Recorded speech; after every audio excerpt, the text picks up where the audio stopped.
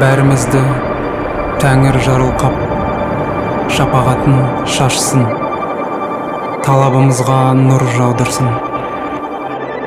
Жақсылық пен оңдылыққа жетектеп жеткізген, ақыл айтып еңсемізді көтерген, 12 мүшемізді тазалап, 62 тамырымызды батаменен нәрлендіріп, 72 буынымызды босатып, түйінімізді шешіп, балалық шалалығымызды кешіріп, жолымызды ашып, алдымызға ақ шашуын шашқан, батыл бол, батыр бол деп, аталы әрі баталы қылдырған, күш беріп, арқамызды қаққан аруақтар қолдасын.